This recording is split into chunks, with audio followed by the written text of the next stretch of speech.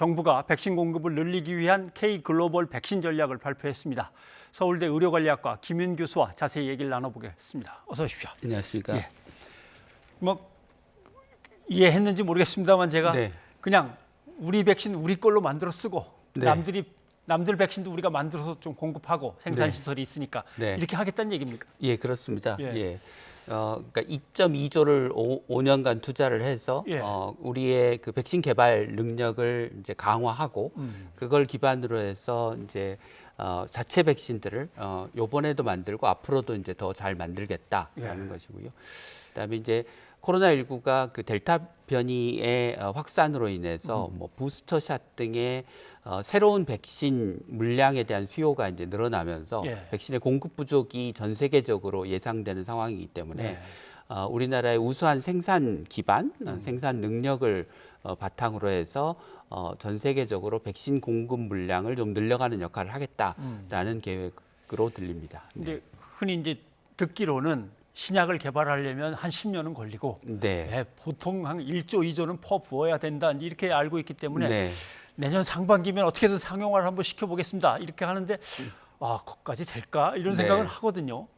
이게 뭐 오늘 갑자기 시작된 게 아니고 이미 코로나가 발병한 시점부터 국내에서 백신 개발을 위한 그 연구 개발을 계속 해온 상황이고 앞에 보도에서 있었던 것처럼 이제 그 3상 임상 시험 그러니까 백신이 허가를 받고 안전성과 효능에 관한 그 검증을 받기 위한 마지막 단계에 이제 이번 달에 들어가기 때문에 대개 3상을 뭐 어떻게 하느냐에 따라서 다르지만 대개 한 6개월 정도를 잡으면 내년 초쯤에 3상 결과가 나오고 그것을 바탕으로 해서 이제 허가를 받는 단계를 추진하겠다는 것으로 보입니다.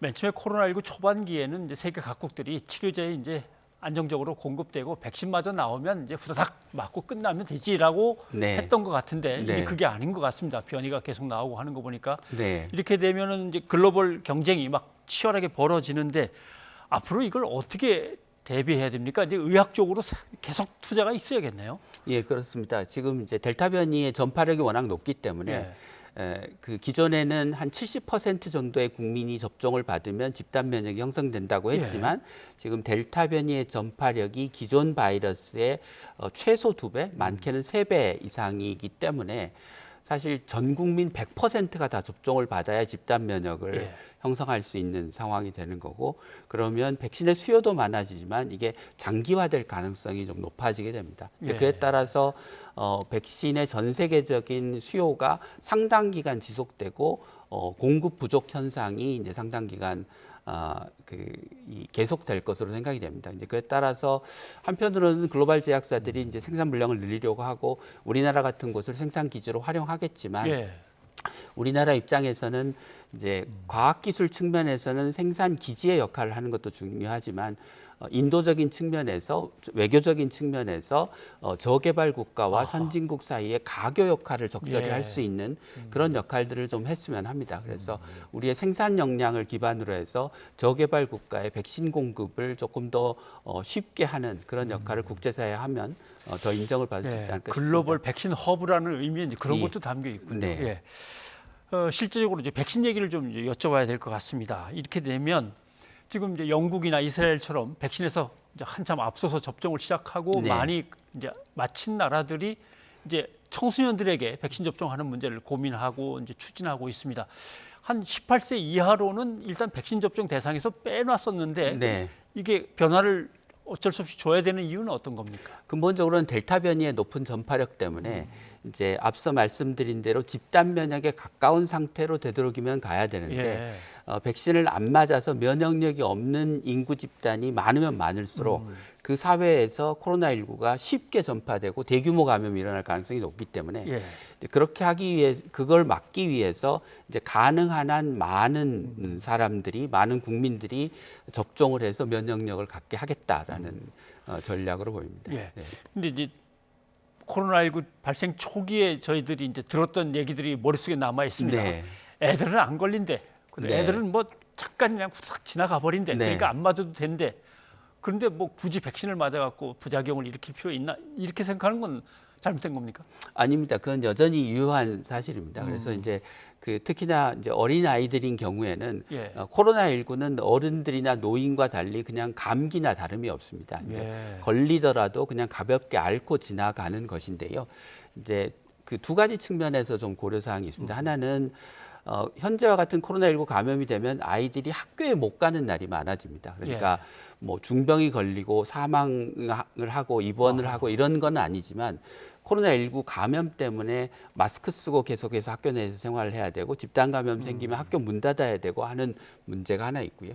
그다음에 또 하나는 이제 아이들은 상관이 없는데 아이들 때문에 감염이 어른들과 노인과 고위험군에 전파되면 이제 사회 전체가 영향을 받는 부분이 있기 때문에 그 두 가지 사항에 대한 이제 고려가 필요합니다. 근데 이제 아이들은 괜찮은데 우리 사회를 위해서 아이들이 부작용을 감수하고 백신을 맞아야 되느냐 하는 이제 문제가 있기 때문에 이게 이제까지의 그 코로나19 백신 접종은 정부가 강력하게 권고하고 뭐 개인이 선택하긴 하지만 정부가 주도하는 백신 접종이었다면 소아에 대한 접종은 훨씬 더 개인의 선택 또는 부모들의 선택을 존중하는 방식으로 돼야 될 것으로 생각을 합니다. 자, 이제 때리면 또 거리두기 조정을 이제 해야 됩니다.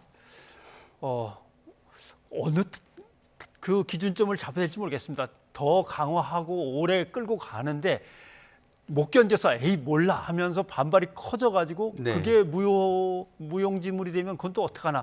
그 기준을 어떻게 잘 잡을 수 있을까요?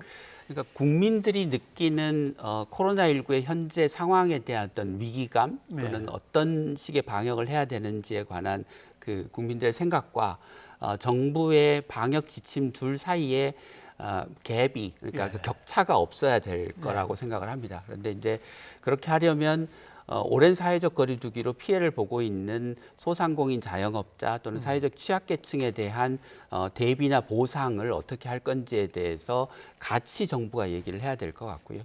또 매 2주마다 뭐 거리두기 단계를 연장하니 많은 이런 그 논란을 반복할 게 아니라 정부가 길게 보고 장기적으로 코로나의 방역을 어떻게 해나갈 것인지 이제 지금은 예전에는 이제 11월, 12월 되면 집단 면역 형성돼서 우리가 옛날로 돌아갈 수 있다 이렇게 얘기했지만 지금 영국이나 이스라엘이나 미국의 상황을 보면 그렇게 될 수 없다는 게 너무 명백해졌기 때문에 그러면 앞으로 소위 코로나와 함께 공존하는 전략을 우리 사회는 어떻게 해야 되고 기존의 그 오래된 방역 전략을 그 새로운 공존 전략에 맞춰서 어떻게 바꿔 나갈 것인지에 대해서 정부가 이야기를 해줘야 국민들이 따를 수 있지 않을까 싶습니다. 그렇게 납득을 국민들한테 시키고 그다음에 이제 공감대를 형성해 놔야만 이제 정책을 쓸 수 있는 거겠고. 알겠습니다. 교수님 오늘 여기까지 듣겠습니다. 고맙습니다.